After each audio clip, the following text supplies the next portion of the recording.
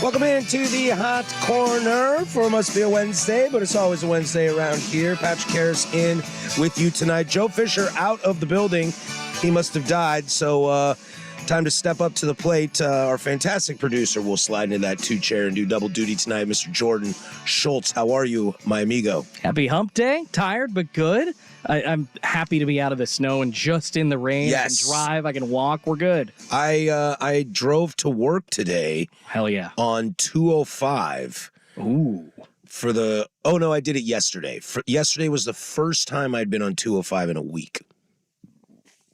Because after that dude hit the snowbank and took his car into the Columbia, if the weather is an ounce iffy, I'm like, hell no, I-5 for life. You and Sook with the ramp over the Glen Jackson Dude, Bridge. it's terrifying. It is. Sook and I drive on 205 every single day. I'm North Vancouver now. I used to be in Camas, and when I did that, 205 was still my jam. And now it's still my jam now because I work in Milwaukee. Okay. And Sook takes it and then hits 84 to come to the station. He did it when we were down at the poop-filled Willamette, and he does it here, under the historic Fremont Bridge. And him and I are 100% on the same level of no. The answer is just no. Like, I have decided that if there is snow and I, for some ungodly reason, have to take 205, I'm taking the left lane the whole way, because then if I, for some reason, skid out and I hit a snowbank to the left, I'm going to fly into oncoming traffic, and I like my chances better there than in the Columbia River. And if I hit a patch of ice and slide to the right, there's a good chance I hit cars and they go into the Columbia before I go into the Columbia. Well, how nice of you to think of other selfishness. people, too. What's that? You're thinking of other people. Selfish, but you're still thinking of them going into I would much rather, if I slide to the right across 205, I'm sorry, bud. If you're in the car next to me, dude, and you fly over, I'm going, whoa, that's not me. Thank God, baby, going home. Let me get back in the left lane. Yeah. I would love to follow you doing that and just be like, we're doing like 35. Because I hope the reason that would happen is you're going way too fast in that kind of weather, right? Right. So I hope everybody's driving just like almost like a grandpa crawl, just like 30 miles an hour, 35. I am a very conscientious driver. Okay. I'm very punctual. I give myself plenty of time to get to wherever I need to get to. You're a smart person. That's good. So I have no reason to speed. I mean, yeah, sure, I go over the speed limit, of course, but I'm not doing, 90 on I-5 when it's 60. Yeah, I'll hit 72. Yeah, I'm not a schlub. Like, I know what's going on here. I always go 9 over. But for the longest time, driving that pickup truck, I didn't have money to buy a new car. And so if the pickup truck got damaged, dude, I was in a world of hurt. Now, I got my beautiful Ford Bronco Sport that I picked up from Vancouver Ford. They treat you right before, during, and after the sale. And let me tell you, they treat me right before, during, and after the sale. And I don't want that baby hurt. She's pretty. She's my girl. And so when it comes to the snow and the ice, I mean, I went to work every day except for Wednesday. The office was closed. Wednesday was the bad day. And I'm glad I didn't go. But every other day, you just get on, turn my Bronco Sport into goat mode, put it on the ice. It turns into like a 4-wheel drive low, and I'm good to go. Goat mode. Good. I thought it was, greatest of all time. I was like, sick, dude. My car's Tom Brady. This is awesome. I got the Michael Jordan of Fords right now. Goat mode, baby. Goat mode. Nah, it stands for great on all terrain. That is goat. Whatever, dude. Greatest of all time is what I'm going with. Well, I'm glad that you had a better time than I did. The snow, my brakes were already going out, and the snow kind of made that a little worse. Yeah, a little more apparent. Yeah, so that's at a dealer garage right now. I got a rental car. All right. So we're sailing, but I'm happy that I am safely here. But we are in the trust tree right now, and I will admit, I am staring at the clock for I planned this poorly. My man, I got to pee.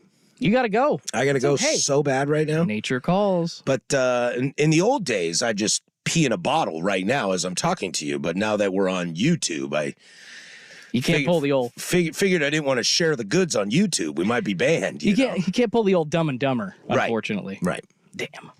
Right. So I would watch that. I would probably pay to watch you pee into a bottle in a radio studio. I totally would. That would be a ticket that I would get. Mark, I would like that pulled. I would like to watch you pee in a radio station. I was like, all right, well, how much money? I mean, like, I got a price. Everybody's got a price here, Schultz. I was only thinking like no more than 3 figures, but I don't know. Shit, dude. Hell, man, dude, I'd do it for $10. No, well, I don't know. Maybe $1. Start to lower my price. Wow, here. you can tell I took a week off, dude. I just got my first dump button of 2024. Did we make it? Oh, we made it. We made it? I covered it. Nice. I hit the dump button a lot. Nice, dude. When we need to, I just smack it. Dude, I haven't had the dump button in forever, dude. That's awesome. I feel alive. I feel so alive right now. You can hear it on YouTube, so there you go. and the podcast. That's and true. the Odyssey. No, app. I'll cut it out of the podcast. Okay. Dude, I feel alive right now, man. Well, it's when you gotta pee, it kind of just throws you off. I gotta pee? You're not thinking normal. I'm back on 205. I got the greatest of all time. And I got the dump button, dude. Ropp was saying I didn't want to be here tonight. Well, that has changed, my friend. I am so jazzed to be here right Great now. way to start. This is amazing. This is absolutely amazing. And Alabama just beat Auburn in college basketball. I was thinking today, I was like, I think I'm going to take Auburn pretty deep in the tourney. I really like this team. I think they're really well coached. I think they got a lot of size. I think they're like good all across the board. I really like this Auburn team. Then they lose, and I'm like, dope, dude. Don't do that. Yeah. Still not paying attention to college basketball for another 2.5 weeks. Ah, you're crazy, man. I love college ball. Oakley Dokley. Well, we got a show for you tonight. Joe's out. That's okay. No problem. I was out last week, so thanks to Joe and Schultz for holding it down for me as I did not feel comfortable getting in. But Joe had already made it in, and so he held the fort down, and you too, Schultz. So thank you for that. So we're back. We got a good show for you today.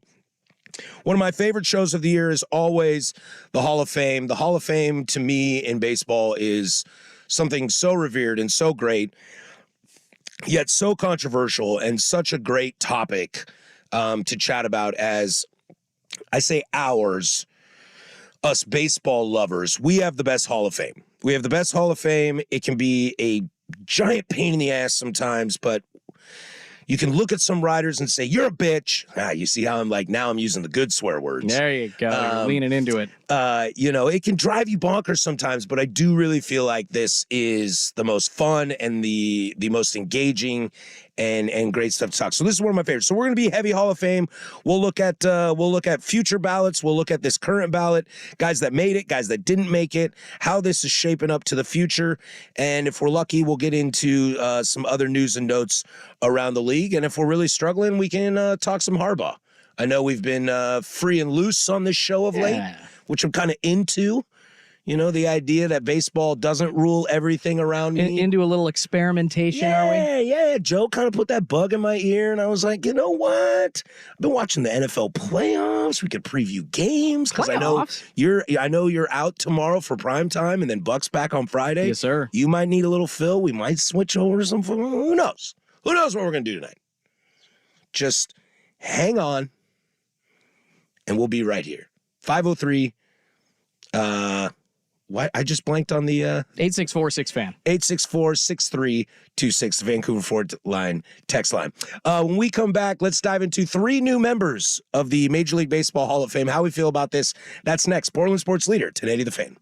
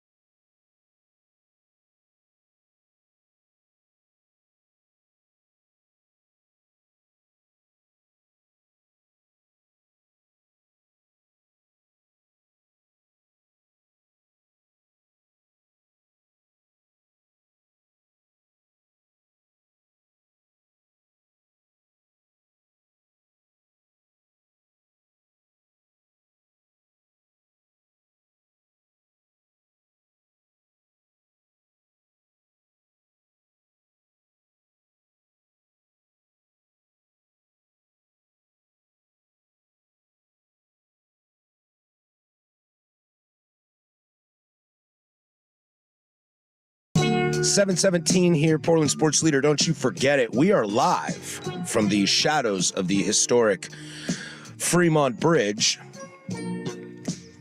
503-864-6326. That is the Vancouver Ford text line. All texts to the fan are via the Vancouver Ford text line. Your dollar goes further at Vancouver Ford. They treat you right before, during, and after the sale. Visit VancouverFord.com. Shout out to the people listening on the app, as you're now in my world. What's up, baby? You know Patrick truly. Congrats on And completely. the first dump of the year. And I have drained the snake, and I feel 1,000 times better. You can also catch this show live on YouTube, youtube.com/1080am The Fan. That's where we be. You can check that out. Let's dive right into this, Schultze. The Major League Baseball Hall of Fame class of 2024 was announced yesterday. I'm feeling old. We got 3 guys in, and 2 first ballot, and I actually don't know how long the other's been on the ballot, but that's where I want to Todd start. Helton, 6 Yes. years. This was his 6 years. It is a very prestigious thing to be a first ballot Hall of Famer. There is a lot of talk about this. There is kind of that revered class that we've seen, the Randy Johnsons, the Pedro Martinez's of the world, Greg Maddux. I know those are all pitchers. Ken Griffey Jr., Derek Jeter. Like, when you're a first ballot Hall of Famer, that means a lot. And normally I would start there, and I do think our 2 guys that are first ballot Hall of Famers do deserve it. But I'd like to start with the guy on his 6th year, and that's Todd Helton. How this took 6 years for Todd Helton to get 79% of the vote to get into the Hall of Fame is absolutely beyond me. The guy played a hell of a long time and has a career batting average of over 300. I don't care if it's Coors Field. I don't care if it's the Little League Park down the street. That is Hall of Fame stuff. He didn't do it for a 5-year span. He didn't do it for an 8-year span. He did it for his entire career on one team. And the fact that it took 6 years for one of the most revered hitters I ever saw to get into the Hall of Fame is absolutely mind-blowing. The Rockies sucked. That's what it is. They sucked for a very long time with him. It wasn't until they get into the World Series and get absolutely destroyed by the Boston Red Sox. This one is weird to me. I had him on my imaginary ballot every single year. There was just no way. Schultze, what do you think it is? What took Todd Helton this long to get into the Hall? I mean, it's frustrating to look at when you're starting to talk about like the Hall of Fame at this point, 500 home runs, 3,000 hits, those big old markers that guaranteed you entry. Well, guess what? 3,000 strikeouts, 300 wins. Yeah, I mean, now let's go hitters. So but the hitting, Todd Helton had a great career over 300, hit 369 home runs. The overall career numbers, I don't think jump out at you too much. Not that they're bad. I mean, that is nothing to sneeze at. He had over 2,500 hits in his career as well. If you look at Todd Helton, he's one of the most complete players, I feel like, of the game. He could hit doubles. Solid first base. Yeah, he could hit doubles. He could hit homer. He won, I believe, 3 Gold Gloves in his career. Came second in Rookie of the Year voting, and that's huge to me because there's so many young guys in this league that have a great year too, and then they'll just flame the hell out or have a great 4 or 5 year career, but then by the age of 29 they're done. I looked up the guy who beat Todd Helton in Rookie of the Year. He was a dude on the Oakland A's that I've never heard of. Exactly. And you make my point perfectly. And then you go, I mean, he was in the top 10 of MVP voting at least 3 times in his career. You look the consistency, and I don't usually use the word consistency in sports because I don't like to. If you're not consistent, you're just not good. Right. And you're paid to be good. This is what you show up to do. Even above average players are consistent. Exactly. And that it's is a little redundant. It is. It's a redundant word in my opinion. It's why you're making millions of dollars smaller. So when you've got an on-base percentage and a slugging percentage near leading the league every single year, you don't have to hit 45 homers every single season to get into the Hall. Todd Helton, he's kind of like that Edgar Martinez, I feel like. It's more of a late inclusion because he was great. He wasn't on as good of a team, and his stats look more complete, but they don't blow the top off of the world like the 530 home run a year career hitter. And he's not throwing up Nelson Cruz type stats. And he doesn't have a body type of true. You look at excuse me, you look at Ken Griffey Jr., like especially his time in Seattle. Yeah. You look at Griffey and you're like, phew, that boy was born to play baseball. I watch Ronald Acuna Jr. right now, and it's like, boy, that guy was meant to play baseball. You can just tell Mike Trout is a brick house truck that you're kind of like, wait a sec, this guy should be like a linebacker. Tight end. Tight end. How is he a baseball player? And then you watch him play baseball and you're like, ooh, that guy was born to play baseball. Todd Helton didn't have that body, yet was still better than everybody else. What do you think is the reason why it took 6 years? Like, why do I have to spend 6 years to convince you that this guy's a Hall of Famer? Well, I actually do think some of that is because of later inclusions, like a guy, Edgar Martinez, just getting into the Hall a couple of years voters ago. Yeah, so there's new voters, and also there's some time, that's kind of waning for some guys. So you start to see in, a fourth, fifth, 6th year of consideration, if there is going to be significant movement, I feel like that's when you start to see it, especially since they took, it used to be 15 years on the Hall of Fame ballot. They took 5 years away. Now you only have 10 years, and then if you don't make it, it's up to the Veterans Committee. So I really feel like it's just kind of that in-between point. It's a perfect point in the middle of his balloting to see the completeness of his career, comparing him to the rest of the class. I mean, we'll talk, I'm sure, about Joe Mauer coming up later on. Because for me, in this year, it just didn't seem like he wasn't an obvious choice. Comparing it to other years, there were other names above him that you're like, okay, I got it. But this year, there was nobody else better than him other than maybe, the other guy that got in for the first time, not named Joe Mauer. Yeah, Schultz, I think this is our first time doing Hall of Fame announcement together, right? Yes. Yeah, this is our first time doing it together. I've said this in the past, so I'll share this with the listeners. If you're new to the show, hi, thanks, appreciate it. All 5 of you, I love. If you've been listening over the years, thank you, all 3 of you. I say this every time. The Hall of Fame for me is a very, this is why not only do I want it for my own ego, but this is why I desperately want a vote for the Hall of Fame, because I think it's very, very simple and straightforward. And this is something that I think gets lost on a lot of people, okay? If we assume steroids are not in the conversation, all right? Whatever, my view is that if you're kind of a known steroid guy, your price that you have to pay, despite all the money, all the championships, whatever you got, the price you got to pay is you lose out on Cooperstown. No go for you. That's my opinion. I understand if you don't like it, and you're welcome to blast me on the Vancouver Ford text line 503-864-6326. You're welcome to disagree. But if that's my one oomph, if you do steroids, I'm not interested. The easiest question you can ask somebody is Todd Helton a Hall of Famer?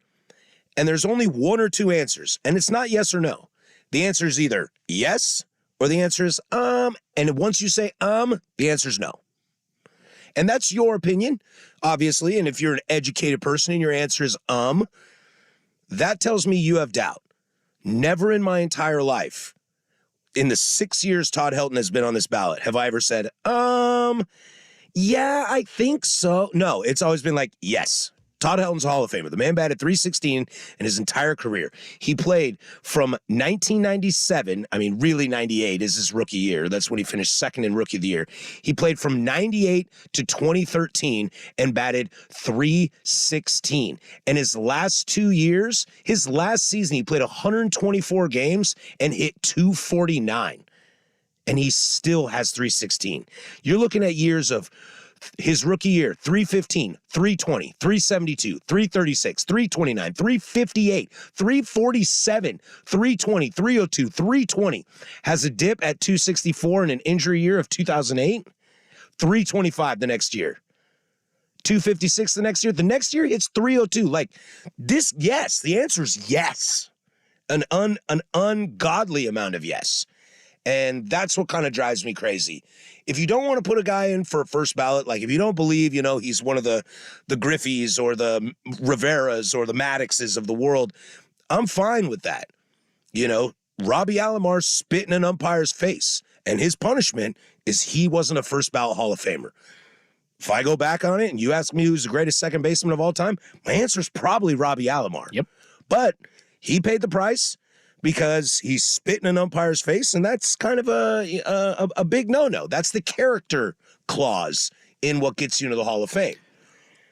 So if you're going to save it for a first-year guy, I'm down.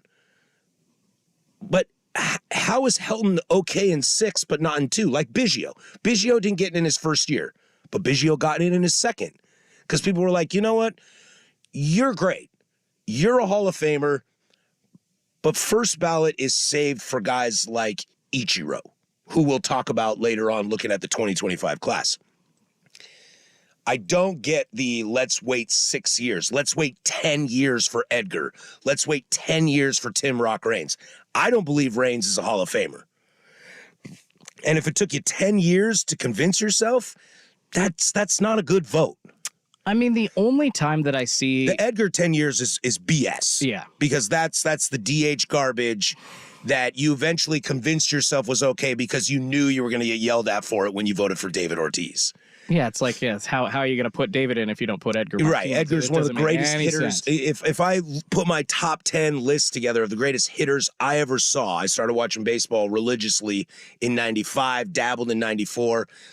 You put together my top 10 list of the most feared hitters I ever saw, Edgar's on that list. Well, there's a famous stat. I believe it's doubles, OPS, and batting average. He's on the list with like Babe Ruth and Mickey freaking Mantle. Or like Ted Williams, one of the greats. Mickey Mantle, Edgar Martinez are the only 3 players on that list. And I can guarantee you Todd Helton is not far behind. Probably not. I mean, he led that year that he hit like 5th in the MVP voting, hit 340. He had 216 hits. He led the entire league in hitting as a first baseman. Who does that? Yeah. And you look, though, man, it sucks because you're wondering why didn't he get in the second year. His second year of voting was the Jeets year, along with Larry Walker during COVID. You got some classic guys, Marvin Miller and Ted Simmons, who admittedly, I don't know who they are. It says they played in like the Pioneer League. So outside of the 2020 year, which was his second year, I mean, you wonder why nobody was elected in 2021. That was Todd Helton's third year on the ballot. Maybe that was a good opportunity. But then you get into the, Minnie Minoso, Tony Olivia, Buck O'Neill, David Ortiz in 2022, Fred McGriff, Scott Rowland. There really wasn't an opportunity in the last couple of years. I mean, with his first year on the ballot being Harold Baines, Roy Halladay, Edgar, Musina, Mariano, and Lee Smith all getting in, unfortunately, I think that just pushed his name down a little bit. Yeah, I also don't look at classes in the way that like like this class, for example. We'll get into Joe and Adrian here in a moment. I never look at classes like, well, you can't put Helton in with those guys. You can't put Helton in with Griffey. Griffey's too great. You can't put him in with Jeter. Jeter's all time. That's a BS argument. Because in that argument, any first balloter, in theory, should never be on an induction ceremony with somebody who's not a first ballot. So in that case, then just give everybody 1 year. You're in or you're not.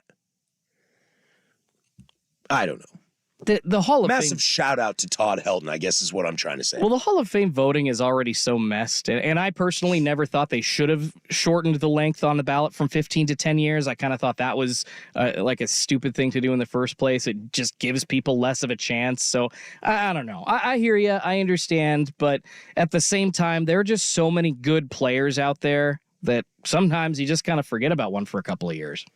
Yeah, well, I'm glad for Todd Helton. I really am.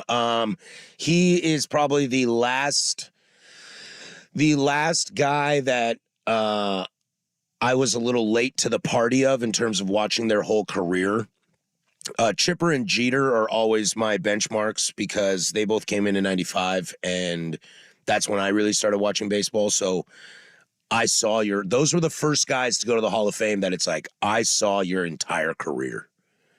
And I think Todd Helton is the last of the one that I was late to the party on. Everybody else that's going to get in, maybe I watched y'all. And Adrian Beltre might be a little bit of that too. But Joe Mauer, I watched y'all. Bro, you're 3 years older than I am. Like, I've definitely seen you play baseball. Yeah, I don't know about the Joe Mauer inclusion. I've got a bone to pick with that one. Well, let's do that next. Let's slide over to the first ballot Hall of Famer, Joe Mauer, in with 76% of the vote. Gets just over the edge. He is a new member of the Hall of Fame. We'll get to that next. But first, Schultzy with sports. Now, from the Spirit Mountain Casino Sports Desk, a Sports Center update on 1080 The Fan. First on The Fan, Jim Harbaugh is leaving Michigan to accept the head coaching job with the Los Angeles Chargers. That became official today. He's headed back to the NFL after an 89-25 record with the Wolverines, and he's getting a 5-year deal in Los Angeles. Elsewhere, the Miami Dolphins announcing that the team and defensive coordinator Vic Fangio have mutually agreed to part ways after just one season. According to ESPN's Adam Schefter, he will now become the Eagles' top target. Moving on to the association, the Portland Trail Blazers on the court for the second of a back-to-back. Final seconds are ticking away, about 20 seconds to go in the game. I'm watching it right now on Root Sports. The Blazers do lead 133-129, and going in right now, it looks like that... No, DeAndre Ayton did hit that shot at the buzzer, so they have a 6-point lead. Looks like that is going to guarantee the Blazers a win against the Rockets. So good to know, and thankfully, we're actually going to, looks like, see the 13th Blazer win of the season once again, 135-129 in overtime. Their lead right now. More sports scores and stories in 30 minutes. I'm Schulte from the Spirit Mountain Casino Sports Desk. The playoffs, the big game. Watch and wager on all the action from Spirit Mountain Casino. Learn more at spiritmountain.com.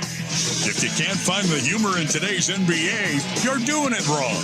Heat Check with Trista Crick on the Odyssey app or wherever you get your podcasts. Victoricos features fresh, authentic Mexican food made from scratch. Hey, it's Dusty, and that's just one reason why Victoricos is my family's go-to when we need a quick and delicious meal. From tacos and burritos to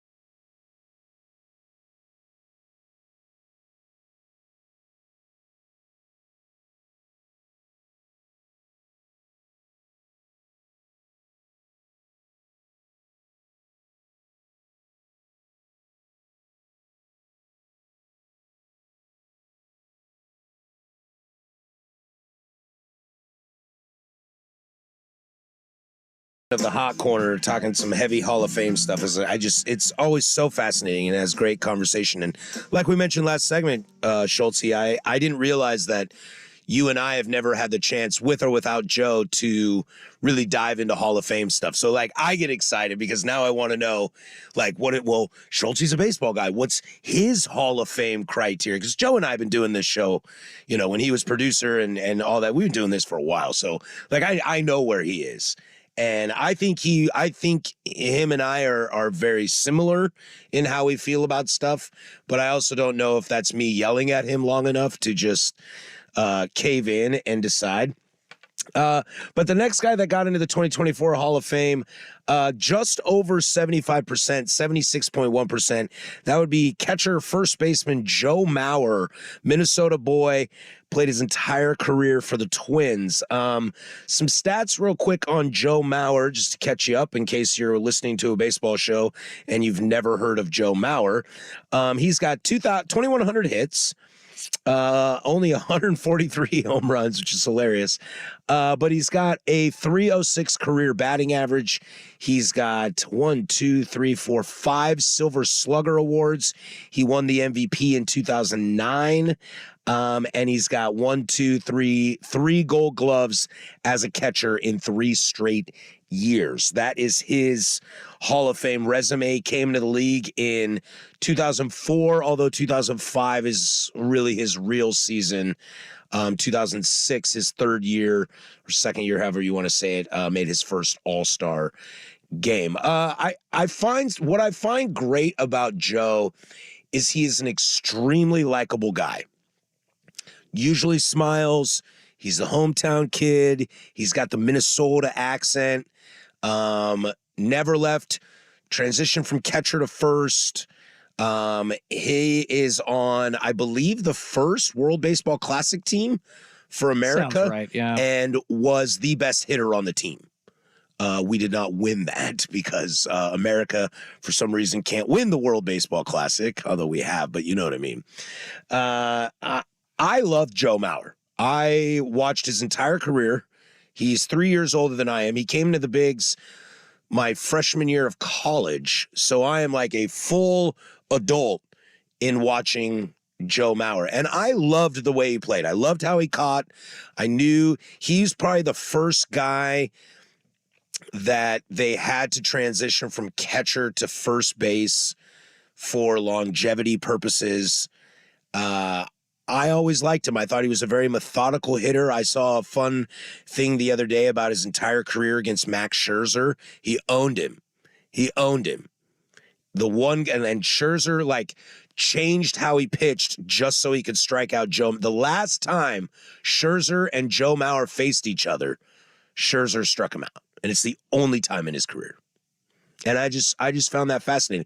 So I'm curious, Schultze, as we talked in the break, and you said leading into the break, that you have an issue with Joe Mauer in the Hall of Fame. Now, is it a first ballot Hall of Fame or is it a Hall of Fame in general?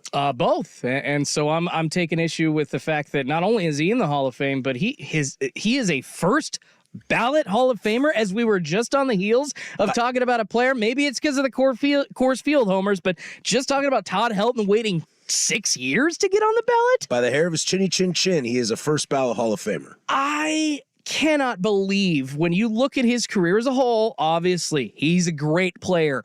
Is he a Hall of Fame elite level player?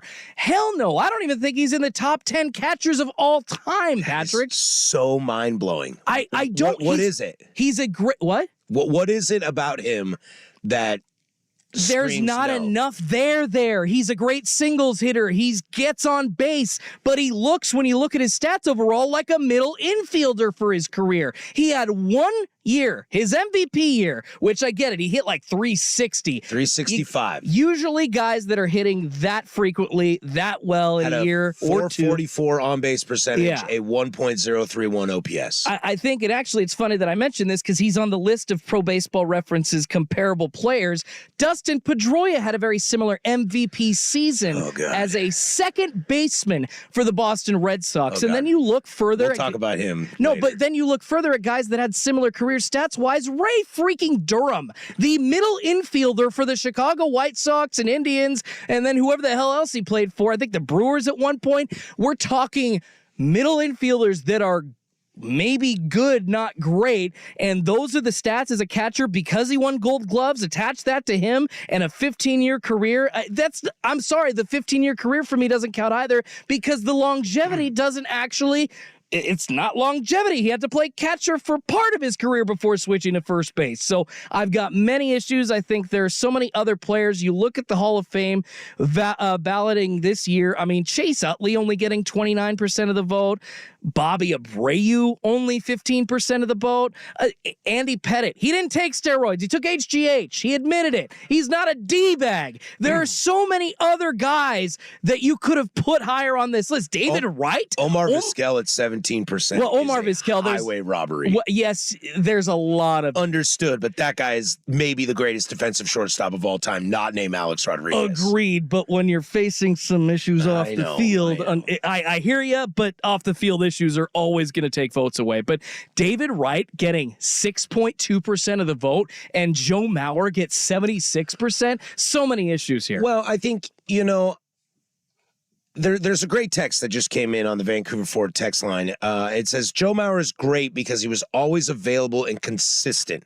Not a first ballot guy, though. And that's fine. Like, the first ballot thing, I'm willing to concede that maybe Joe Mauer is not a first ballot guy.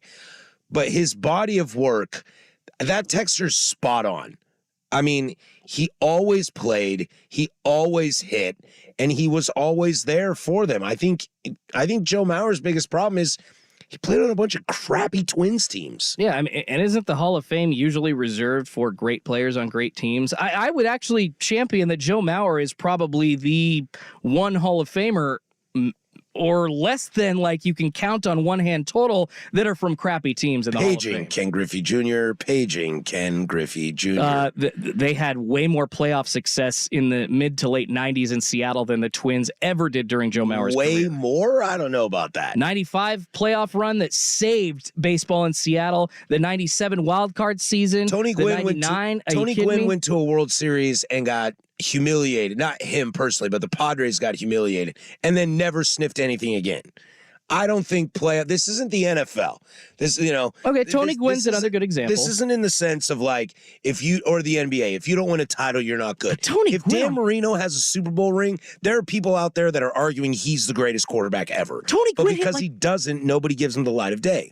Didn't Gwynn hit like 390 one season? Yeah. Yeah, I feel like there's a difference there. 392. Sorry. 394. There's a major difference between him and Joe Mauer, and every single other season it was like, 330, 340, 310. That's what his career was. But you don't think he's a Hall of Famer at all. I think he's a great player, but I don't think he's a Hall of Famer, especially a first ballot Hall of Famer. When I'm thinking, guys that are going to be in the Hall of Fame someday, I never thought of Joe Mauer as striking in the Hall of Fame. 14-year career batting .306 with an MVP, Gold Gloves, and Silver Sluggers is not a Hall of Famer? Then Ray Durham should be in the Hall of Fame. Then we should look at Brett Boone possibly because he played 12, 13 years in Major League Baseball. Does Brett Boone have a career .306 batting average? Of course not. But a lot of guys, especially of that era, I mean, we're seeing now, only 9 guys hit over 300 this season. That's what I'm saying. How many non-steroid guys have career 300 batting average that aren't in the Hall of Fame? A lot back then. I would say that, the batting averages have gone down. And Joe Mauer retired, 2018, 19?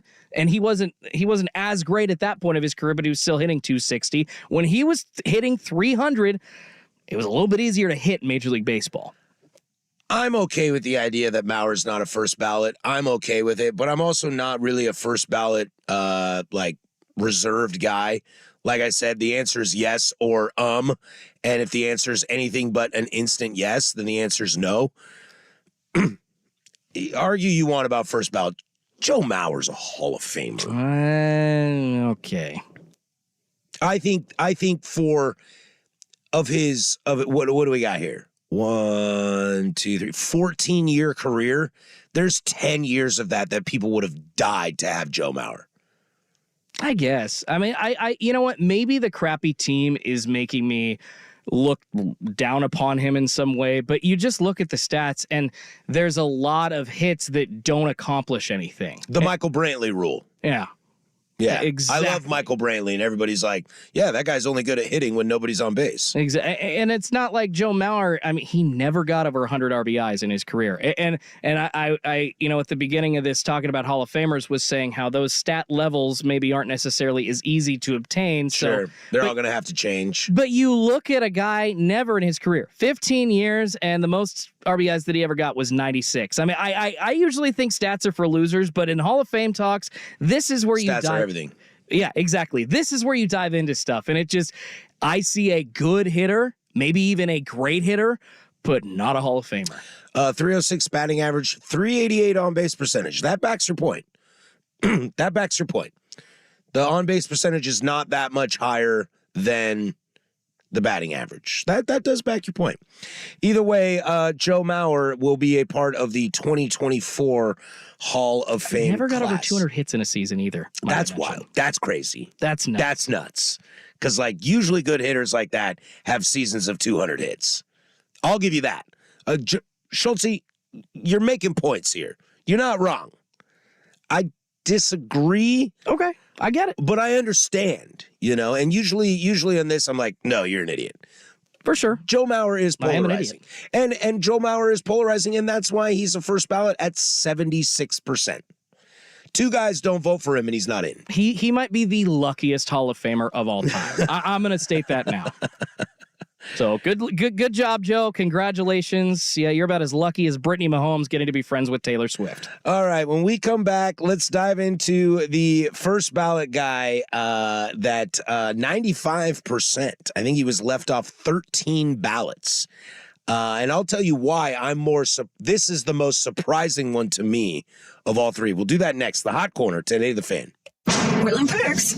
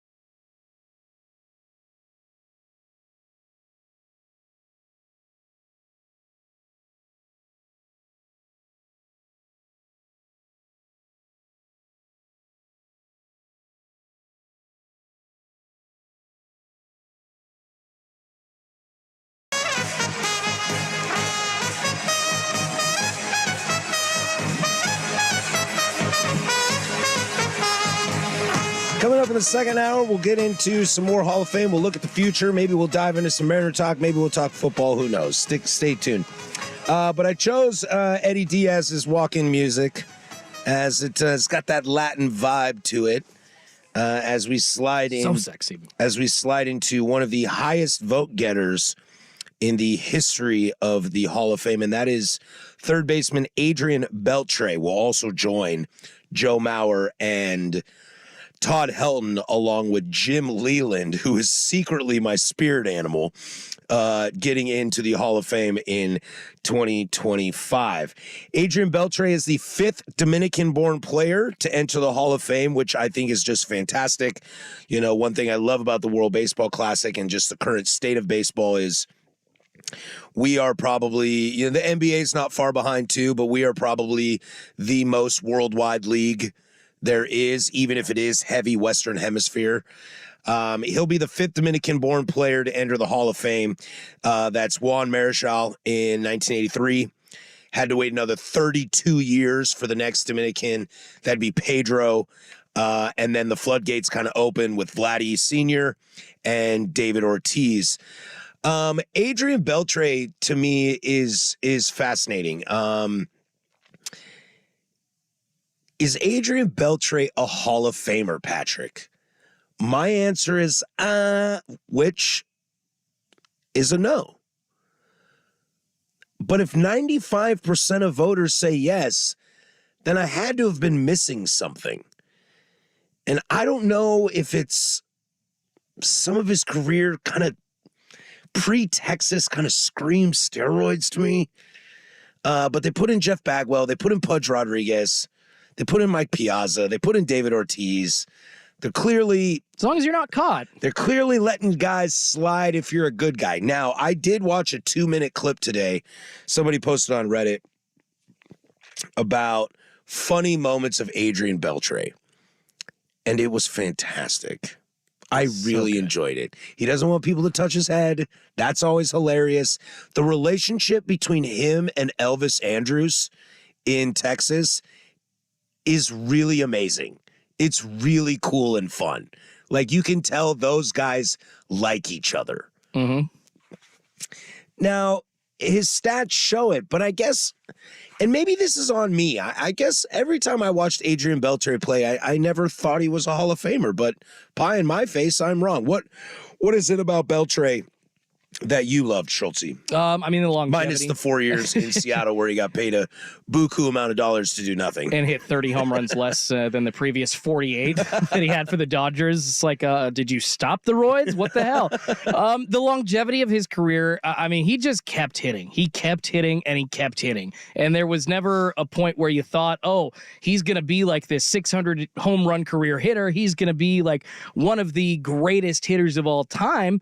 But he kind of quietly became one of the best hitters, at least of this time. I don't think he'll go down ever in Major League Baseball as, you know, one of the most, like, we think of Vlad Guerrero as a creative hitter. We think of David Ortiz as somebody that can smack balls anywhere. Like, I don't think Adrian Beltre has ever gained notoriety for being a certain type of hitter. He's just a good hitter, and the stats show that. I mean, batting average career 286.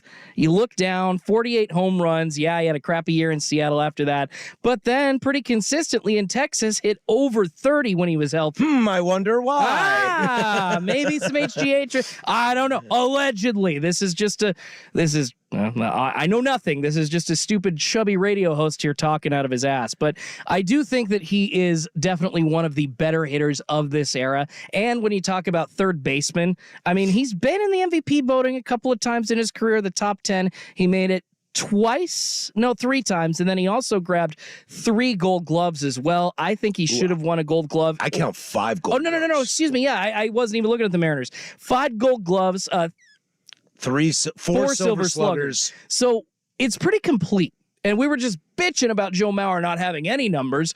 This guy has 20 years of nothing but numbers in Major League Baseball. 3,100 hits, 477 home runs. I mean, we talk about it all the time. We might never see somebody hit 500 again. And what this about, might be the highest career home run total we see for a long time. and what about 3,000 hits? That was 3,000 is the mark. That is the 3,000 mark. hits get you in unless you're Rafael Palmeiro. What up, dude? And how many players, Patrick, play 20 years and even have enough at-bats to get 3,000 hits? He had to go to the plate over 12,000 times to get those 3,000 hits, man. Yeah.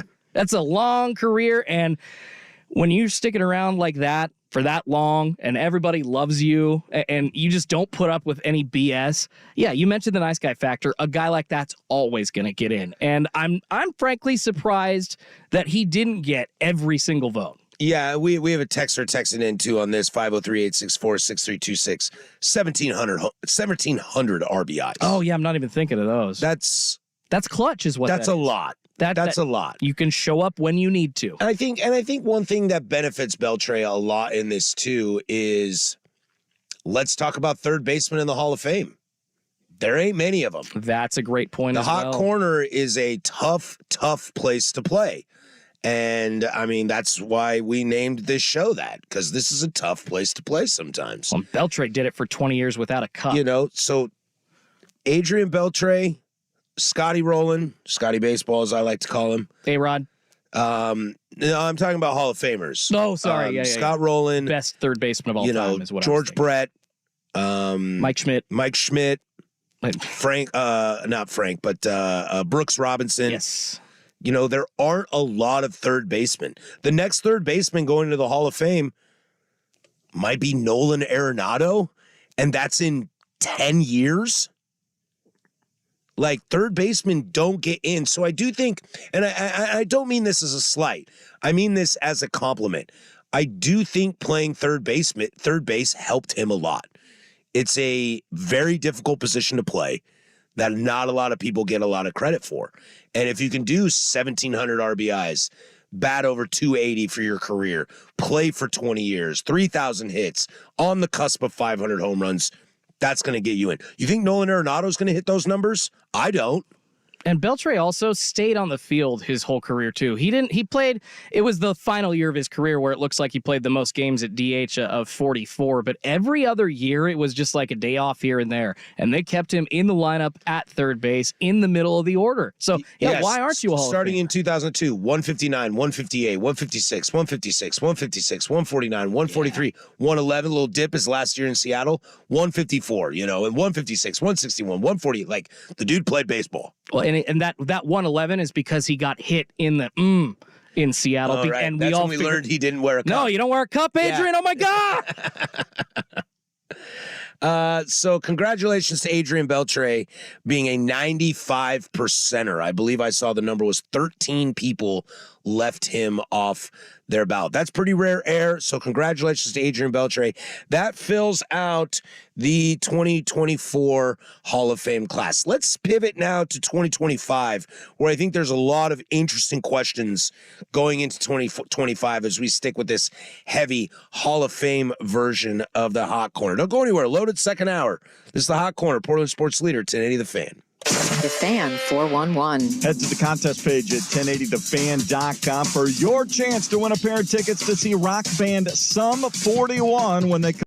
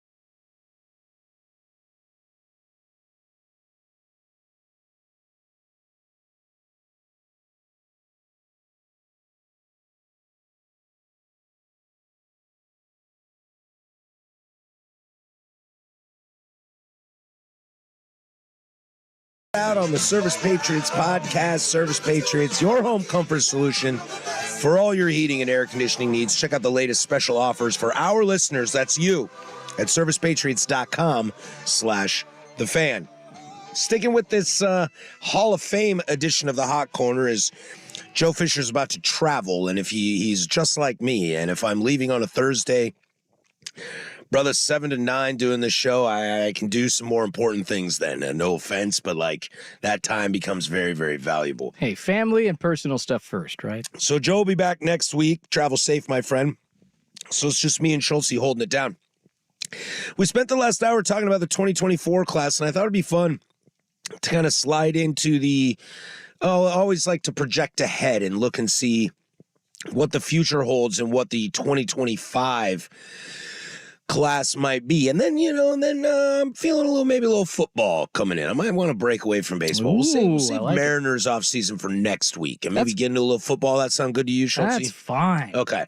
So stick with us on that. But looking ahead to the 2025 class, let's look at some guys that are still on the ballot. We have one person on their last year of the ballot next year. That will be Billy Wagner. That's like almost a guarantee. Who got 73.8% of the vote this year. That's just a bit outside. Yeah, just under the line. He is really probably, in my opinion, the only person on this list that has a shot to get in. I am not a Billy Wagner guy. I think the coolest thing about Billy Wagner is his Philadelphia redemption story, but it is very hard for me to get past Wagner because every time I think about Billy Wagner, I think about a home run that Albert Pujols hit that still hasn't landed. Pujols was in St. Louis. The Astros were still in the National League Central. Billy Wagner cocked back, and before he let go of that ball, I said, uh-oh. And Pujols with his little pulse, you know how he held his bat? Oh, yeah. And it would go up and down, that little pulse? Yeah, God, I can't wait for Pujols to get in. When he had that little pulse, I saw him kind of cock, and I was like, oh, this is not going to go well. And he tatered that ball so far that, honestly, it ruined Billy Wagner for about 3 years. And it ruined my opinion of him. Now, he did redeem himself, and he went to Philly and became a really great closer and won a World Series and was the last out in the World Series. So I give him a lot of credit. I don't know if he's a Hall of Famer, but he's really the only holdover. Other guys, Andruw Jones at 61%, Carlos Beltran at 57%, A-Rod is at 34%, Manny's at 32%. They've been kind of swimming around that area. There are clearly guys that don't care about steroids, but there are clearly more people that do care about steroids. Chase Utley at 28%. It sounded like Chase Utley was trending well in the publicized votes, but I knew he would get absolutely destroyed when it came to the old white guys that don't share their ballots. Like Gary Sheffield was the same way. Sheff doesn't get in. Balco connections. And he's kind of a D-bag. Yeah, he hit 500 home runs, cool, but so did Rafael Palmeiro, and A-Rod has 697. So, like, I don't know what to tell you. The guys that share their ballots tend to be younger voters that are a little more open to more modern baseball. The old guys were never going to let them in. Go down the line, Omar Vizquel, Bobby Abreu, Jimmy Rollins, Andy Pettitte, who I believe is a Hall of Famer, Mark Burley, K-Rod, Torrey Hunter, Dave Wright. It's the new guys that I find fascinating. The new guys of note, according to baseballreference.com, we got some huge ones. This is the order in terms of their Hall of Fame metrics, okay? At the top is Ichiro Suzuki. Yeah, baby. Then it goes CC Sabathia, which is a big drop in terms of Hall of Fame metric. Ichiro's at a 235. CC's at a 128. To give you some context, obviously take steroids out there, just looking at numbers. Alex Rodriguez is a 390. Ichiro's a 235. Manny Ramirez is a 226. Okay. Billy Wagner's a 107. Okay, but relievers probably get the short end of the stick. I mean, I do know Billy Wagner. He's in the top 10 of saves all time. Yes. So I think that the stat alone, being such a good saves name for so long, will probably get him in for this I agree. And then after that, you get Dustin Pedroia, Ian Kinsler, Felix Hernandez. Ian Kinsler. Ian Kinsler and Felix Hernandez have the exact same Hall of Fame metric. I think that's a slight at Felix Hernandez, in my opinion. Possibly. A couple questions to open this up. Does CC Sabathia get into the Hall of Fame on his first ballot? On his very first? Yeah, that's the conversation I've been talking with people all day. I mean, you're looking, you always try to basically weigh the weights, of the percentages of ballots from the previous year for guys that are getting close. 251 wins. Yeah, compared to guys up and coming. I'm trying to think of 3,000 strikeouts. That's a good stat, but Billy Wagner's probably a shoo-in for his 10th season. A lot of people were wondering why Andrew Jones didn't get in. It'll be his 8th year on the ballot next year. Chase Utley's gonna catch.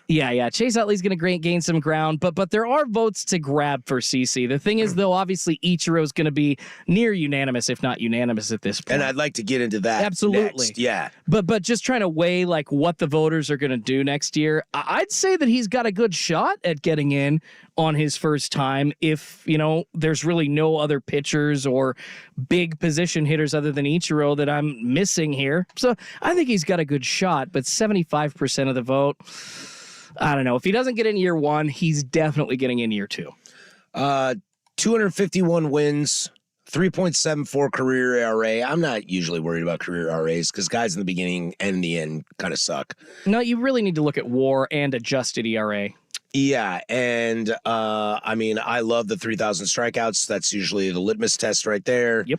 I mean, I guess if the 3,000 strikeouts and he has 250 wins, not 300 in today's baseball, that should get you in on your first ballot. Yeah, I'm telling you, Patrick, any of those like legacy stats, 500 homers, 3,000 hits, 3,000 strikeouts, that should get you in on your first ballot. Yeah, he won a Cy Young in Cleveland in 2007.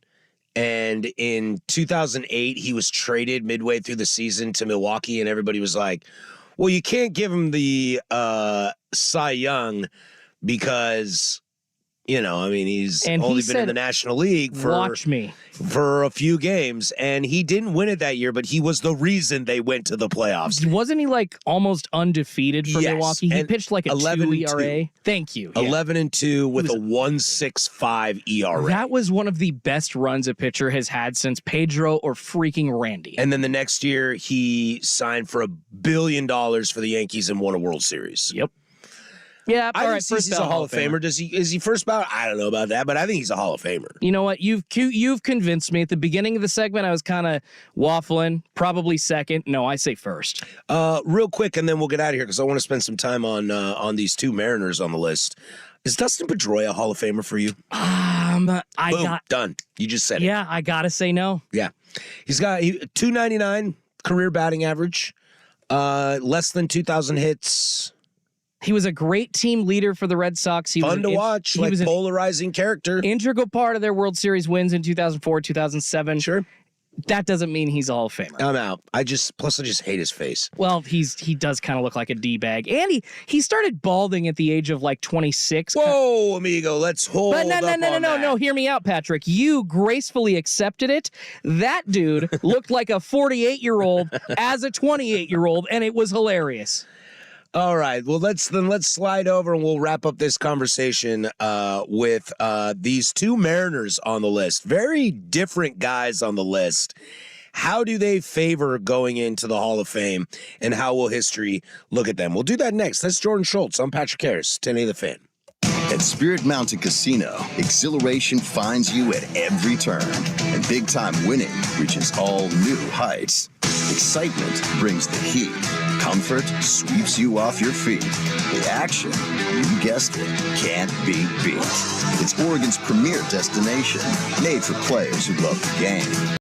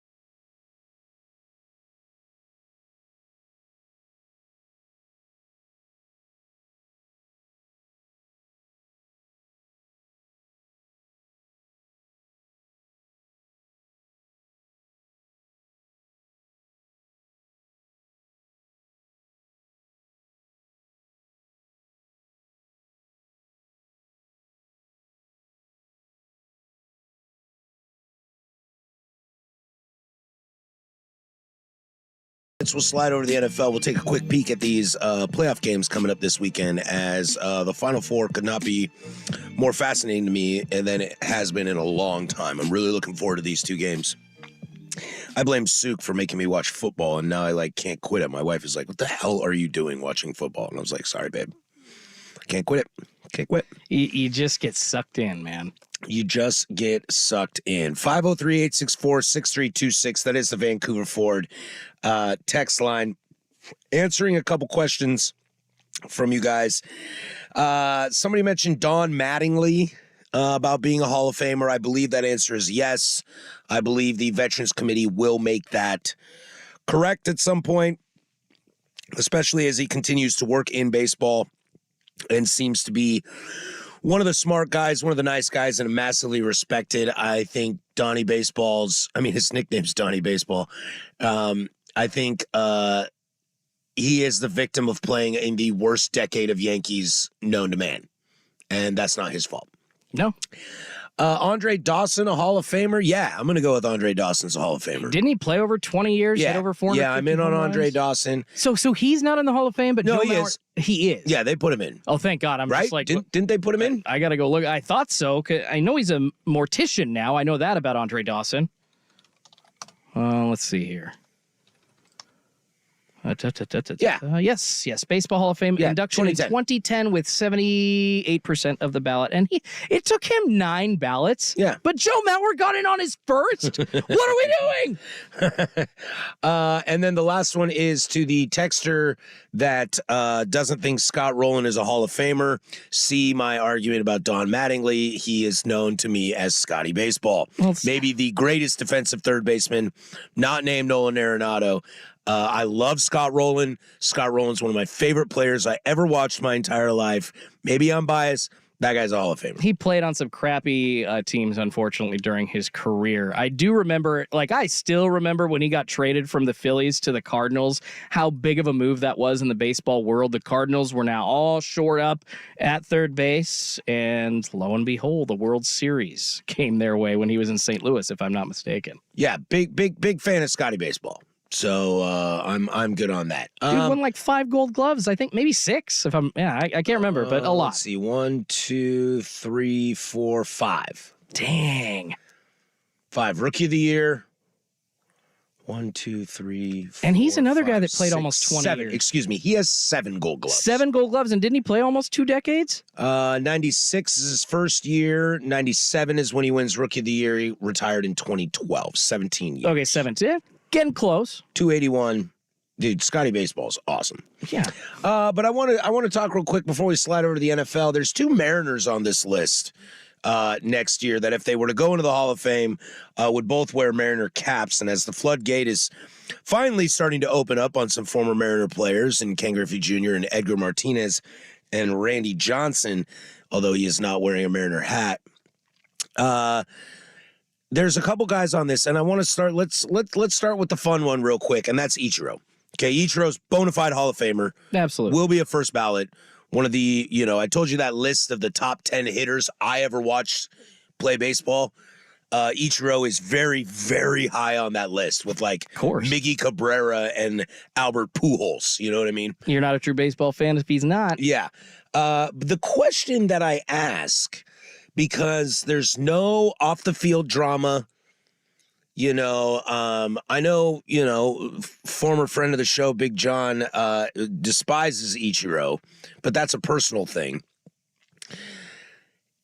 How is anybody going to justify not voting for him, thus him not being the second ever 100% guy? I think the only justification you'll hear is very similar to what you heard when Jeets or Griffey weren't voted in unanimously. It's, well, I knew everyone else was going to vote for him, so I decided to use my 10th vote for another player that I found more important. And hopefully no more than 4 or 5 guys do that. You and always... then Mo is the outlier because there wasn't enough 10 guys to vote for. Exactly. Well, and Mo, literally, when you think of dominant closers... Anybody else? It's not even a conversation. Yeah, you can't. Trevor Hoffman is great. Trevor Hoffman is great, and he's not even the same stratosphere as Mo. You can't put him there. So no, I do think it's really just, it's coming down to, well, Looks like he's going to be perfect, but I need to use this vote on somebody else. And, including guys like Todd Helton, when you get close to Billy Wagner or Andrew Jones being near the end of their time on the Hall of Fame ballot. Those questions start happening. But then, then that means you really got to start looking at, once again, who's coming onto the ballot for the first time. And there's really nobody else besides CC Sabathia.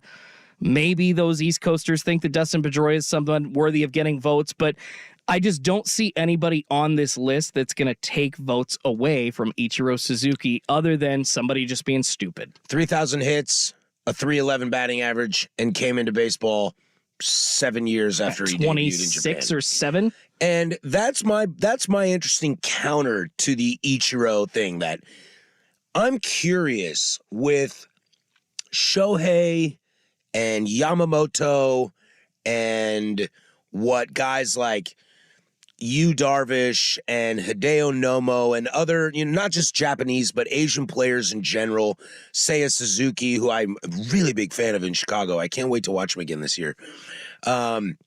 Asian-born players kind of having a big influx and surge of late, especially the Shohei effect.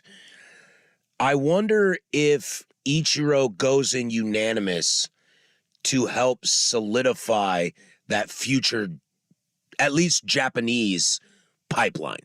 That's a great point. To kind of say, like, if Ichiro is one of the top 3, if not the greatest player, the best players in Japan history are Ichiro, Hideki Matsui, known as Godzilla, and okay, if those are your 3, those are your 3 greatest, and Hideo Nomo, that might be your Mount Rushmore of Japan, okay?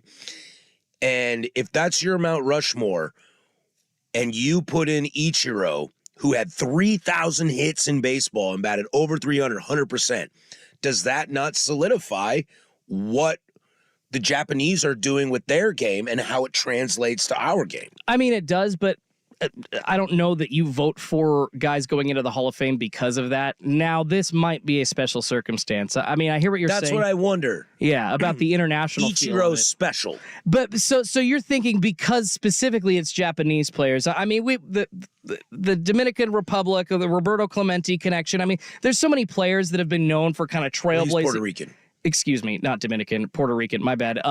What am I thinking of? DR. I can't remember who I was thinking of then. Anyways, there's so many players like Roberto Clemente from Puerto Rico that are the trailblazers of guys from their country. I mean, guys like that are the reason that baseball teams spend money all over Central America. So I guess the Japan angle, I can sort of see, but you'd have to get like a whole movement behind it. I see where you're thinking that. There's no Japanese players in the Major League Baseball Hall of Fame. So is every single voter thinking the exact same way that you are? I do wonder that. Is he the guy that represents Japan?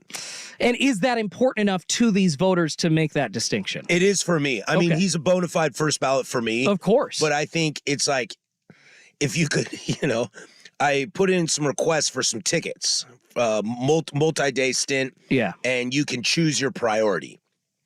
If I could choose a priority on my Hall of Fame ballot, Ichiro would get that tick because of the Japanese connection, because of how important Japan is meant to Major League Baseball, that we're finally going to put a dude in the Hall of Fame from there that played in the league. Let's give him his due and make him 100%. I mean, it's hard for me to even think. Maybe it's the peace, love, and no war part of me. It sounds a slight bit of woke. A little romanticism woke. Hey, I'm never going to deny that I am woke AF, dude. Like, never going to deny that. I mean, I don't mind the thought process. I'm not beleaguering you at all for it. I just don't even get to that point because what I think of when I see Ichiro on the Hall of Fame ballot is changing the game. Literally a guy that can run out ground balls in the infield to make them base hits at a higher clip than anybody in history. You had to throw it hard to first base if Ichiro was hitting the ball. Otherwise, he was going to get a base hit on you. And I can't think of anybody else. I don't think Ricky Henderson was even that good at that. Yeah, he was a great stolen base guy, but there's no single hitter better in Major League Baseball history than Ichiro Suzuki. There's just not. He changed the way that you have to approach singles hitters, at least in my opinion. And on top of that, he had the skill if he he wanted to, as he was quoted several times. If you want me to hit more homers, I'll hit 260 and hit 35 homers a year. I mean, the fact that he can know that I can be this player or I can be this player, which one do you want me to be, alone makes me think he's a unanimous Hall of Fame. I've also watched a lot of baseball, and I've watched a lot of classic stuff from before I was born and stuff. Like, my favorite player of all time is probably Bob Gibson, and number 2 is maybe Mickey Mantle, but I sometimes battle with Roberto Clemente. Okay. You take the bat out of his hand and you put him in the field, the 3 greatest arms in the history of right field in Major League Baseball history are Roberto Clemente, Vladimir Guerrero, and Ichiro Suzuki. The dude had a cannon. You get around second on me? Good luck. Yeah, talk to Jermaine Dye about that one. Yeah, like Ichiro, absolute cannon. And he established that right within field. 2 weeks of being in he the showed up and majors. people were like, whoa, okay, what is this guy doing? And yeah, one of the greatest hitters of all time. I know we're already up against it, and I hate to open this can of worms, but I'm going to do it because I would like to switch away from baseball real quick. Felix Hernandez is extremely polarizing to me. If I had a vote, Felix Hernandez gets in. His stats are not great, if I'm being honest with you. He's got a 3.42 ERA. He's got 169 wins to 136 losses, and he has 2,500 strikeouts. Now, 2,500 strikeouts is great in a world where we don't expect guys to get 3,000 anymore, okay? But again, back to like the Ichiro conversation of the best hitters I ever saw, Miggy Cabrera, Albert Pujols, guys like that. There are very few pitchers I have watched in my entire life that were more dominant on the mound than Felix Hernandez. The guy was good. The guy was really good. Unfortunately, I don't think they're going to put him in. His changeup was one of the best changeups in Major League Baseball. And even after he lost a couple of miles per hour on his fastball, he was able to shift, kind of lean on that changeup, lean on his slider. And for somebody that only pitched, really for 13 full seasons, he was in the league 15 years, to get 2,500 strikeouts, that is an accomplishment. And I guess I'm biased here because he pitched for my Mariners on such terrible teams. The ERA, I think, was more because of stress because he didn't get the run support he needed. So there were just situations where he ended up giving up runs because there was really nothing else on the back end, and he's having to put it all on his shoulders. So if you look at that, all complete, yeah, the wins aren't great. The ERA is not great, but that strikeouts number for as little as he played in the league, that's something to look at. I'd like to see his innings pitched per year versus other people. Because that guy was 8 innings almost automatic. There was a couple of years. And that I think is why his ERA is inflated. He wasn't getting pulled in the 6th. He wasn't getting pulled in the 7th. Because that's all the Mariners had. That's all they had. And he was getting pulled in the 8th and the 9th inning. And on top of rumors about him, having a little drinky problem, allegedly off the field. Like, there's multiple things that happened to Felix that, just made his career shorter. And shoot. 8 seasons of over 200 innings pitched and 2 at 190. 3 more years in the league, he would have had 3,000 strikeouts. I bet you. And in 2014, he finished second in the Cy Young to Corey Kluber, who is my boy. I loved Corey Kluber. That's the first year of this wonderful program. I said on the air with the great Voldemort that Corey Kluber winning the Cy Young was a highway robbery, that it should have been Felix Hernandez. I think if you look at Felix, you're talking about those innings pitched during that 4-year stretch. I don't know if anybody else pitched more than he did in Major League Baseball. He had to. No, that's exactly. Why his ERA is inflated. They sucked so bad that's the only guy that they could throw out there. And then finally, when they get some talent, when he's 28 years old in 2014, he goes 15-6 with a 2.14 ERA. And they almost made the playoffs. Of his career. Yeah, they were 2 games away. Yeah. All right. So breaks my heart. I want to say yes, but it's going to be like year 8, 9, or 10 for Felix if that does happen. There's going to have to be a big campaign that we're going to have to really talk about some stuff for him to get in. Wait until the 2030s, unfortunately. Whole starting career in Seattle too. That hurt him. Forget that. It hurt him. But I don't know. I think voters kind of like it. He retired at 33. That's what I'm saying. 3 more years. He needed less than 500 strikeouts for 3,000. Justin Verlander is 41. He's older than Joe Mauer. If he could have held it together for 3 more seasons, but that's the thing, and that's my bias. You know, he didn't hold it together, Jordan, so shut up. And I do got to come in there and be like, well, he only has 2,500 strikeouts, not 3,000. All right, that'll do it for us on the Hall of Fame talk. Let's slide over to the NFL. Let's look at these weekend games. Everybody's going to spend the rest of the week previewing them. Let's get a little head start. We got 2 great football games going down this weekend, so we'll do that next. But first, Schultz with sports. Now, from the Spirit Mountain Casino Sports Desk, a Sports Center update on 1080 The Fan. First on The Fan, out of the NFL this evening, Jim Harbaugh officially leaving Michigan to accept the head coaching job with the Los Angeles Chargers. He's headed back to the NFL after an 89-25 record with the Wolverines, and he's going to get a 5-year deal. The Miami Dolphins announcing that the team and defensive coordinator Vic Fangio have mutually agreed to part ways after just 1 season. According to ESPN's Adam Schefter, he will now become the Eagles' top target. Moving on to the association, the Portland Trail Blazers getting it done in Houston tonight. It took overtime to do it thanks to a Jeremy Grant bank 3, but the Blazers get a 137-131 OT win over the Rockets. Ant Simons leading the way with 23. Grant had 21, including that 3 to send it to OT. And of course, the Milwaukee Bucks have reached an agreement with Doc Rivers to become their next head coach. He replaces Adrian Griffin after only 43 games. More sports scores and stories in 30 minutes. I'm Schulte from the Spirit Mountain Casino Sports Desk. The playoffs, the big game. Watch and wager on all the action at Spirit Mountain Casino.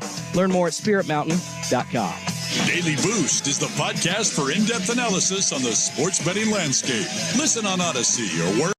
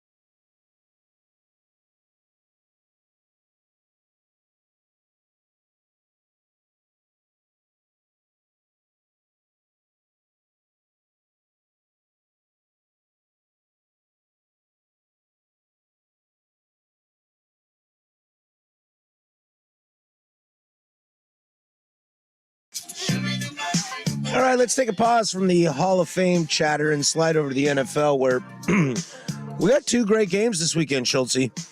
And they're just on Sunday, the way God intended it.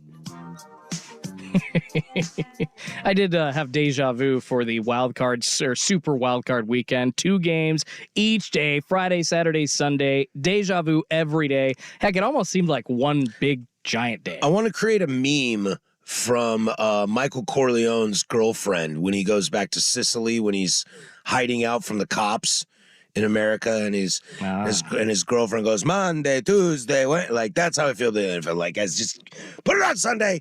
Give me one game on Monday. That's all I care about. That's all I got, man. I don't have everything to give to you, man. So we got 2 games this weekend. Starts noon kick on CBS. Kansas City at Baltimore. I believe Baltimore opened as a 3.5. I don't know if the line's moved.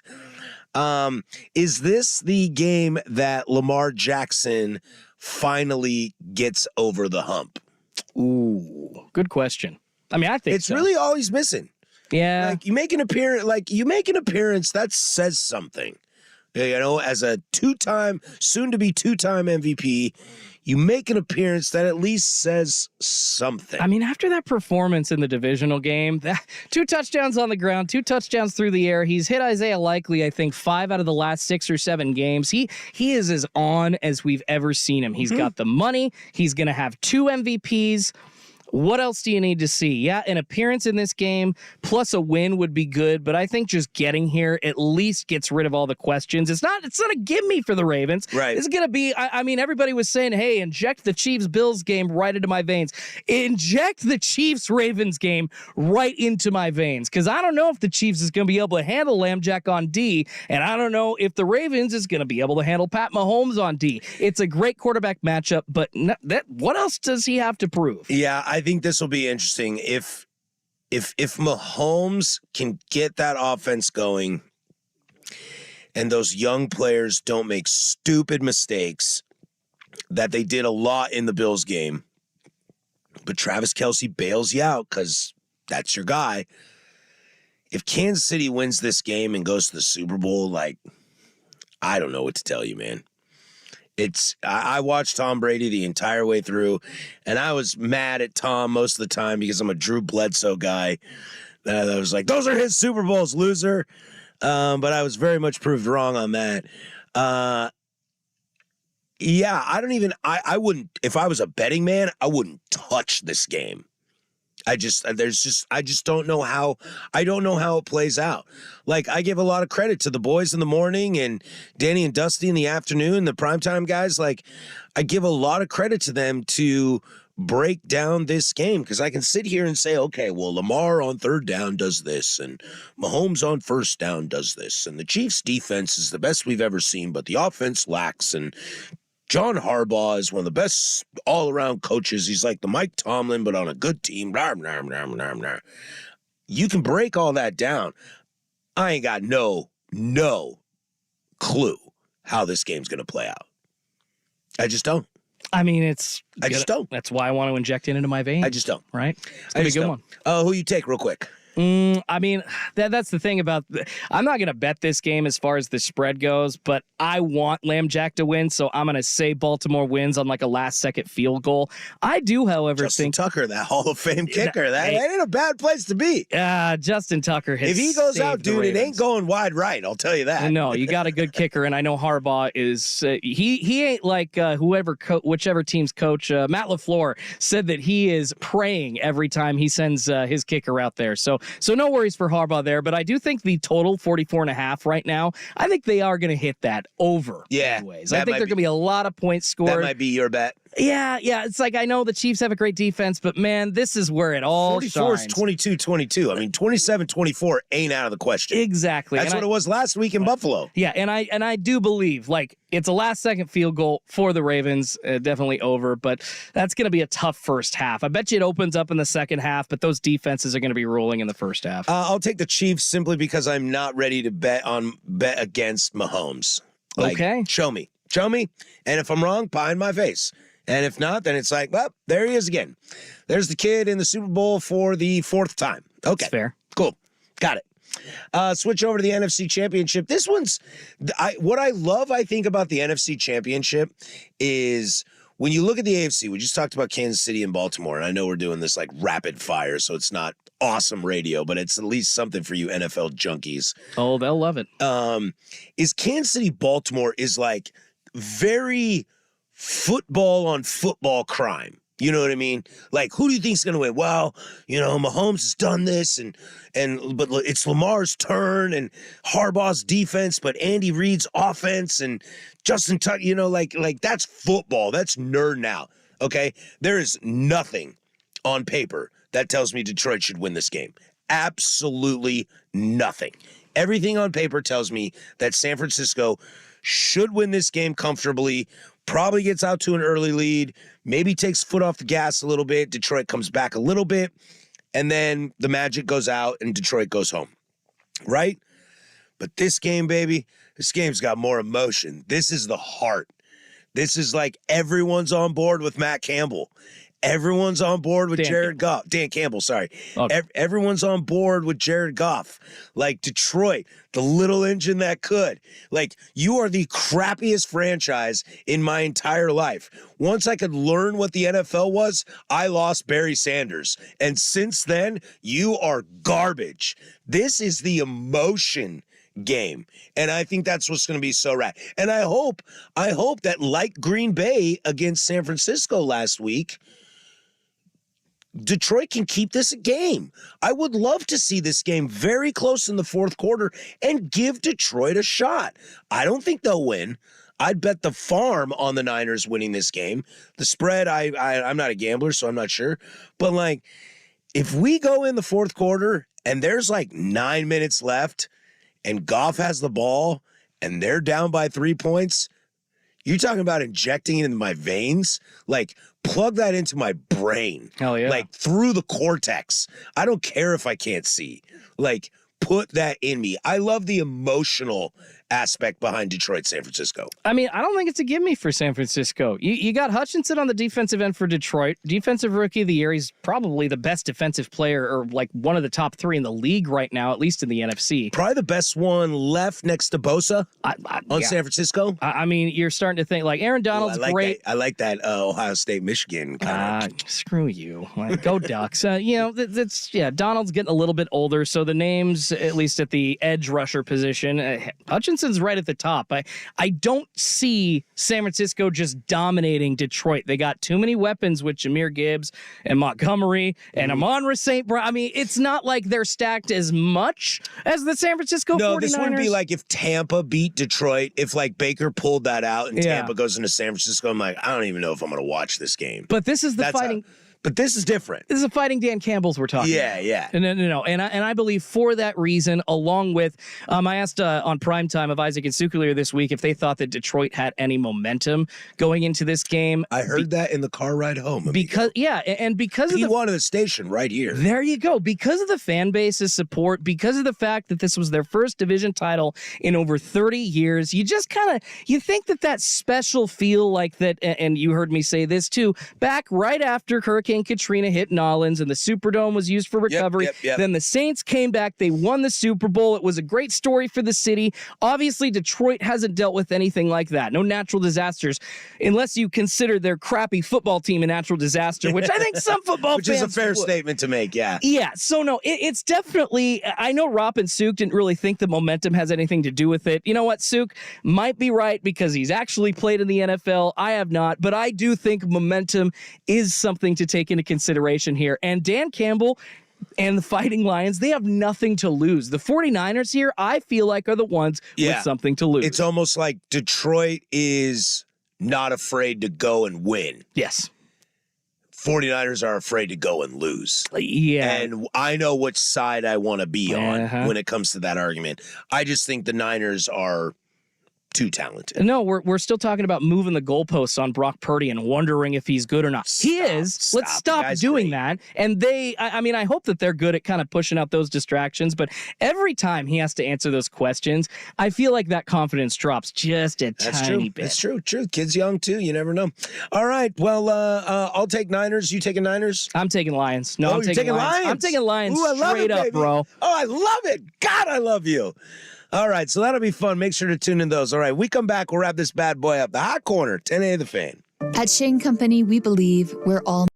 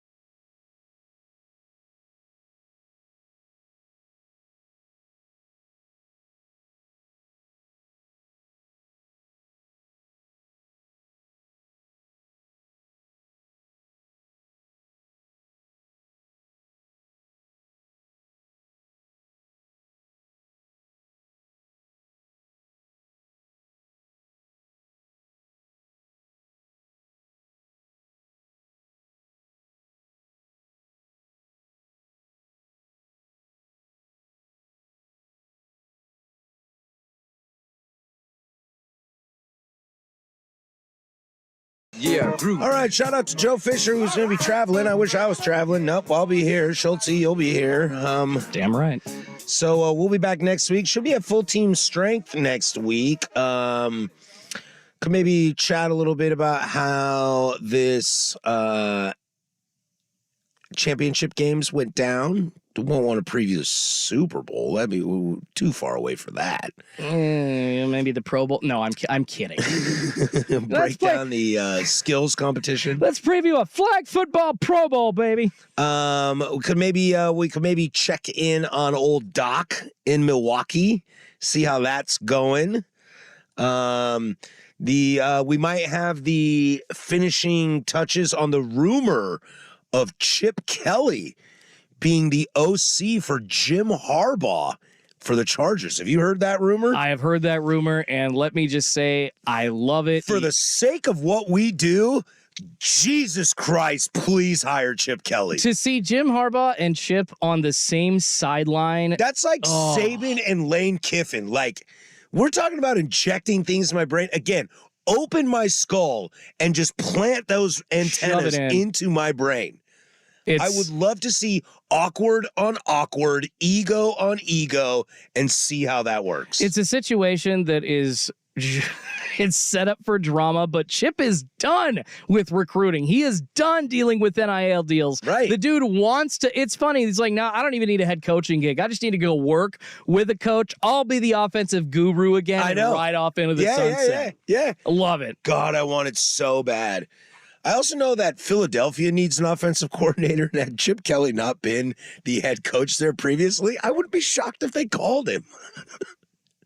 You know, can he get the Cincy job? Can he get the Cincy OC job? With the turnover of offensive coordinators in the NFL, I think Rob pointed out in just the last 2 seasons. I heard that as well. Every single team in the Since NFL 2000, has fired their offensive coordinator. That's nuts. And you know what? I don't think there's any better name to get some stability there than Chip Kelly. Oh, God, just love it to me. When you look back at Chip as an Oregon kid, when you look back at Chip's time, is it getting better as the years are going by? Yes. I feel like it was a little scorned in the beginning. Just knowing where the program is at, I was so scared that Oregon would never get to the heights that they had with Chip Kelly. Especially once you saw Helfrich and how that kind of started to taper real quick. Hey man, dude, I dealt with this at Wazoo. Like, we had Mike Price, who's the greatest coach in Wazoo history. Love strip clubs. There you go. So do I, Mike. He left, puts his right-hand man, Bill Doba, in charge.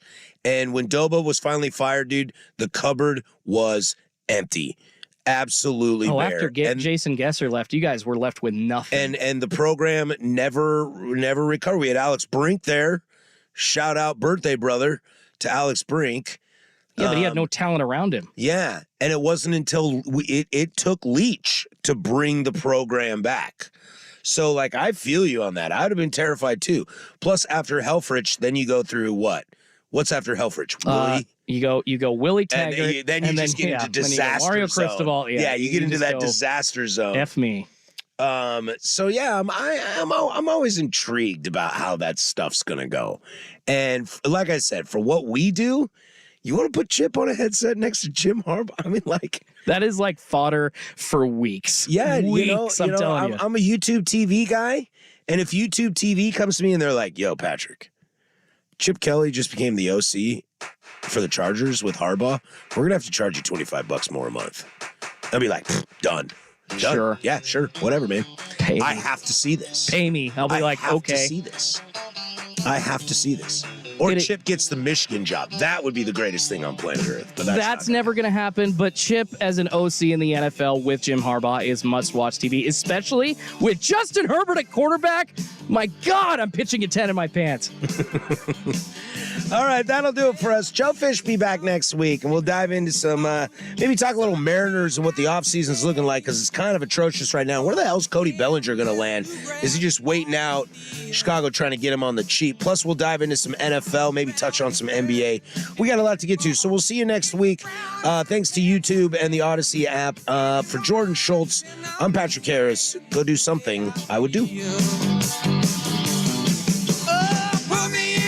I'm late. owner of Lakes Auto Collision Centers. The law gives you the right to have your vehicle repaired anywhere you want. So why do so many insurers break Oregon law by insisting